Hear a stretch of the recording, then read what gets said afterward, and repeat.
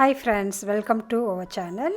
இன்றைக்கி என்ன வீடியோ அப்படின்னு சொல்லி பார்த்தீங்கன்னா வெயிட் லாஸ் ரெசிபி தான். ஸோ இதுக்கு ஃபஸ்ட்டு என்ன அப்படின்னா ராகி மாவு எடுத்துக்கிறோம். ஸோ ராகி மாவு பார்த்திங்கன்னா நிறைய பெனிஃபிட்ஸ் இருக்குது. ஹை ஃபைபர் இருக்குது. அதுக்கப்புறம் சோயா எடுத்துக்கிறோம். அதுக்கப்புறம் நம்ம பார்லி எடுத்துக்கிறோம். இது 3 மாவையும் நல்லா நம்ம மிக்ஸ் பண்ணுறோம். நிறைய பேத்துக்கு ராகி தோசை பிடிக்காது. தனியாக சோயா தோசை கொடுத்தோம்னா அது டேஸ்ட்டு பிடிக்காது. அதுக்கப்புறம் பார்லி கொடுத்தோம்னா அது கஞ்சி மாதிரி தான் குடிப்பாங்க. வேறு எந்த ஃபார்மில் எடுத்துக்கிறதுன்னு தெரியாது. ஸோ அவங்களுக்குலாம் இது சூப்பரான ரெசிபி. வெயிட் லாஸ் சூப்பராக அதில் நடக்கும். அது இல்லாமல் ஹெல்த்தியாகவும் சாப்பிட்ட ஒரு சாட்டிஸ்ஃபேக்ஷனும் இருக்கும். கண்டிப்பாக இந்த ரெசிபியை நீங்கள் ட்ரை பண்ணி பாருங்கள். ராகியில் ஹை ஃபைபர் இருக்குது, மெட்டபாலிசத்தை இன்க்ரீஸ் பண்ணுது.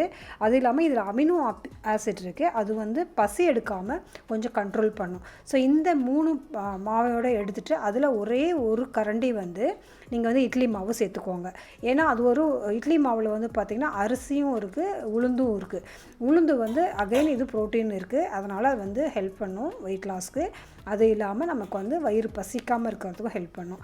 ஸோ இதெல்லாம் பைண்டிங் ஏஜென்ட் மாதிரிக்கே நம்ம உளுந்து ஹெல்ப் பண்ணும். அதனால தான் உளுந்து ஒரு கரண்டி கடைசியாக நம்ம இந்த தோசைக்கு நம்ம அந்த இட்லி மாவு சேர்க்குறோம். அதோட கொஞ்சம் உப்பு சேர்த்துக்கோங்க.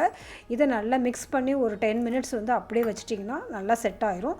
இல்லை அப்படின்னா நீங்கள் டைரெக்டாக அப்படியே கூட உடனே இன்ஸ்டண்ட்டாக கூட தோசையாக வார்க்கலாம். நீங்கள் தோசையை இதை அப்படியே வார்த்து அப்படியே கூட நீங்கள் தேங்காய் சட்னி, தக்காளி சட்னி தொட்டுட்டு கூட சாப்பிட்லாம். இதே மாதிரி இல்லை நீங்கள் இப்படி செஞ்சு நான் செய்கிற மாதிரி சாப்பிட்டு பார்த்தீங்கன்னா இன்னும் டேஸ்டியாக இருக்கும். குழந்தைங்களுக்குலாம் கொடுத்தீங்கன்னா ரொம்ப விரும்பி சாப்பிடுவாங்க. ஆனால் இது சூடாக அப்படியே சாப்பிட்டா தான் நல்லாயிருக்கும். கொஞ்சம் லேட் ஆயிடுச்சு, ஆறி போயிடுச்சு அப்படின்னா கொஞ்சம் ஹார்டாயிரும். அதனால் உடனே சாப்பிட்ருங்க. ஸோ இதை தேவையான கன்சிஸ்டன்சிக்கு தண்ணி ஊற்றி நல்லா ரெடி பண்ணிக்கோங்க. இதை ரெடி பண்ணிவிட்டு ஒரு 10 மினிட்ஸ் கூட வைக்கலாம். கொஞ்சம் எல்லாமே சேர்ந்து ஒரு நல்ல ஒரு இன்னும் கொஞ்சம் செட் ஆகும். இல்லை டைரெக்டாக அப்படியே கூட நம்ம ஊற்றிக்கலாம். ஸோ இப்போ இதுக்கு ஒரு தாளிப்பு கொடுக்கணும். தாளிக்கிறப்போ இன்னும் ரொம்ப டேஸ்ட் அதிகமாக இருக்கும். ஸோ அதுக்கு நான் வானலில் 1 ஸ்பூன் நல்லெண்ணெய் போட்டுக்கிறேன். நல்லெண்ணெய் சேர்க்குறப்போ அதுவும் செக்கு எண்ணெயாக எடுத்துக்கோங்க. இது மாதிரி வெயிட் லாஸ் டைமில் கொஞ்சமாக சாப்பிட்டாலும் ரொம்ப நியூட்ரிஷியஸாக சாப்பிடணும். ஸோ தாளிக்கிறப்போ பார்த்திங்கன்னா கடுகு ஒரு ஸ்பூனு, கடலைப்பருப்பு 1 ஸ்பூனு, அதுக்கப்புறம் உளுந்தப்பருப்பு, அதாவது உடச்ச உளுத்தம்பருப்பு இருக்கு இல்லையா, அது 1 ஸ்பூன் போட்டுக்கோங்க. இதெல்லாம் இடையில கடுக்கு முடுக்குன்னு மாவு தானே நம்ம போட்டிருக்கோம். ஸோ அதனால் இதெல்லாம் இடையில கடுக்கு முடுக்குன்னு கடிக்கிறப்ப ரொம்ப ஒரு மாதிரி க்ரன்ச்சியாக நல்லாயிருக்கும். ஸோ அதுக்கப்புறம் நம்ம பெருங்காயம் சேர்த்துக்கலாம். ஸோ இதெல்லாம் நல்லா வெடித்ததுக்கப்புறம் நம்ம நீங்கள் வரமிளகா போடுறதுனா கூட இந்த ஸ்டேஜில் நீங்கள் வரமிளகா போட்டுக்கலாம். நான் இன்றைக்கி பச்சை மிளகா சேர்க்குறேன். உங்கள் ஆப்ஷன் தான் இது. உங்களுக்கு எது பிடிக்குதோ அதை சேர்த்துக்கலாம். வரமிளகா பிடிக்குமா வரமிளகா கூட போட்டுக்கலாம். ஸோ இது மாதிரி நல்லா பொரிஞ்சதுக்கப்புறம் நம்ம வெங்காயம், கருவேப்பிலை, கொத்தமல்லி இதெல்லாம் தனித்தனியாக சின்ன சின்னதாக கட் பண்ணி வச்சுருக்கேன். ஸோ அதை இதில் நம்ம சேர்க்க போகிறோம். இதில் எண்ணெயில் போட்டுட்டு நீங்கள் அதுக்கப்புறம் கூட நீங்கள் மாவில் சேர்த்துக்கலாம். இல்லை டைரெக்டாக இதை மாவில் கூட போட்டுக்கலாம். அது உங்கள் இஷ்டம். ஸோ நான் இதை எண்ணெயில் போட்டு கொஞ்சம் வதக்கணும்னா அது வேறு ஒரு டேஸ்ட்டு வரும். அதனால் நான் இதை வதக்கிட்டு இன்றைக்கி இந்த மாவில் சேர்க்குறேன். இல்லை டைம் ஆகிடுச்சு, எனக்கு அதுக்கெல்லாம் டைம் இல்லை அப்படின்னா டக்குன்னு நீங்கள் இதில் கூட சேர்த்துக்கலாம். ஸோ எனக்கு சரி ஒரு மிளகா போடலாம். ஒரு அதாவது அதில் இருக்க உள்ள விதையெல்லாம் எடுத்துகிட்டு ஜஸ்ட்டு ஒரு வரமிளகா போட்டோம்னா அது தனி ஒரு டேஸ்ட் வருங்கிறதுனால நான் கடைசியாக ஒரு வரமிளகாவும் சேர்த்துக்கிறேன். ஸோ இதில் பச்சை மிளகா ஒரே ஒரு பச்சை மிளகா பொடிசாக நறுக்கி அதையும் சேர்த்துக்கிறேன். குழந்தைங்களுக்குனா இந்த பச்சை மிளகாவை அவாய்ட் பண்ணிவிட்டு வெறும் வரமிளகா மட்டும் போட்டுக்கோங்க. கருவேப்பிலை போட்டுட்டு நல்லா இந்த தாளிப்பை நான் இது பண்ணிட்டேன். அதுக்கப்புறம் வெங்காயம் இதெல்லாம் நீங்கள் பச்சையாக சேர்க்குறனாலும் சேர்க்கலாம். நான் கொஞ்சம் லைட்டாக வதக்கிட்டு சேர்க்குறப்ப இன்னும் கூட அது தனி டேஸ்ட் இருக்கும். ஸோ வெங்காயத்தை நல்லா நீங்கள் அந்த எண்ணெயிலே போட்டு நல்லா வதக்கிடுங்க. இந்த வெங்காயம், இந்த கடுகு, இந்த வரமிளகா இதெல்லாம் தாளிச்சிட்டு அதுக்கப்புறம் நம்ம அந்த இதில் மாவில் கொட்டணும்னு வச்சுக்கோங்களேன். ரொம்ப ரொம்ப டேஸ்டியாக இருக்கும். நம்ம ஊத்தப்பம் செஞ்சு சாப்பிடுவோம் இல்லையா, சாதாரண ஊத்தப்பம் அதே டேஸ்ட்டில் தான் வரும். ஆனால் கொஞ்சம் ஒரு டிஃப்ரெண்ட்டான கொஞ்சம் ஒரு மாதிரி டிஃப்ரெண்ட்டாக இருக்கும். இது கண்டிப்பாக உங்களுக்கு இந்த டேஸ்ட் ரொம்ப பிடிக்கும். இதில் சோயா போகுது, பார்லி போகுது, ராகி போகுது. இதெல்லாம் நமக்கு தெரியவே தெரியாது. ஆனால் ரொம்ப நியூட்ரிஷியஸான ஒரு ஃபுட்டு நம்ம சாப்பிட்ற ஒரு சாட்டிஸ்ஃபேக்ஷன் இருக்கும். அதனால் வீக்லி ஒன்ஸ் ஆகுது குழந்தைங்களுக்கும் இது மாதிரி செஞ்சு கொடுங்க. அது இல்லாமல் வீட்டில் வயசானவங்க இருப்பாங்க இல்லையா, அவங்களுக்கும் இது மாதிரி செஞ்சு கொடுங்க. ஏன்னா இது சுகர் பேஷண்ட்டுக்கெலாம் ரொம்ப ரொம்ப நல்லது. டைஜஷனுக்கும் ரொம்ப நல்லது. இல்லை சோயா போட்டிருக்கோம் இல்லையா, அது வந்து கொஞ்சம் வந்து ஒரு டைஜஷன் பண்ணுறது கொஞ்சம் லேட் ஆகும். அதனால தான் வெயிட்லெஸ் டைம்லலாம் சோயா சாப்பிட சொல்லுவாங்க. இதில் வந்து நம்ம வந்து பார்லி சேர்த்துருக்கோம், அது வந்து டைஜஷனுக்கு ரொம்ப நல்லது. ஸோ இந்த மாதிரி காம்பினேஷனில் சேர்க்குறப்போ அந்த சோயாவை ஈஸியாக டைஜஸ்ட் பண்ணுறதுக்கு பார்லி வந்து ஹெல்ப் பண்ணும்.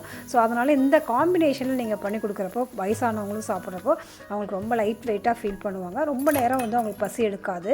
ஸோ அதுவே வந்து ரொம்ப வந்து சுகர் ப்ராப்ளம் இருக்கவங்களுக்குலாம் வந்து ரொம்ப ஹெல்ப்ஃபுல்லாக இருக்கும். ஸோ இதை நல்லா வதக்கிட்டு அதை வந்து நம்ம வந்து இந்த மாவில் வந்து சேர்த்துக்கலாம். பார்லியில் பார்த்திங்கன்னா இந்த ஒரு நிறைய வந்து பெனிஃபிட்ஸ் இருக்குது. அதாவது வந்து நீங்கள் வயிறு சதம் மட்டும் இருக்குன்னு சொல்லுவாங்க, பெல்லி ஃபேட் இருக்குல்ல, வயிறு மட்டும் ஒரு சிலருக்குலாம் ஜென்ஸுக்கெலாம் பார்த்திங்கன்னா வயிறு மட்டும் ரொம்ப குண்டாக இருக்கும், துந்தி இருக்கும். லேடிஸ்க்கு கூட அந்த மாதிரி ப்ரெக்னன்சிக்கு அப்புறம் கூட அந்த வயிறு துந்தியாக இருக்க மாதிரி இருக்கவங்கலாம் கூட இந்த தோசையை சாப்பிடுங்க. ரெகுலர் தோசையை விட்டுட்டு இந்த மாதிரி தோசையை வந்து ரெகுலராக இன்டேக் பண்ணுறப்போ அந்த வயிறு தசையெல்லாம் வந்து கம்மியாகிறத பார்க்க முடியும். வயசானவங்களுக்கு கூட கொடுக்கலாம் இது, அதாவது சுகர் ப்ராப்ளம் இருக்கவங்களுக்கு கொடுக்கலாம்.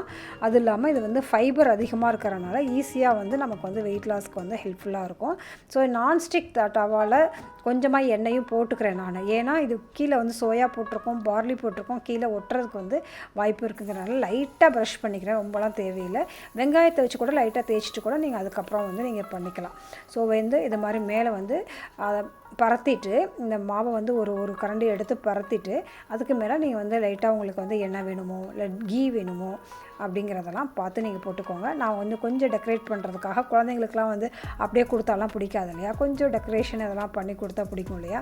ஸோ அதனால் கொத்தமல்லி தழை அப்படியே அங்கே அப்படியே கொஞ்சம் தூவி விட்டுருக்கேன்.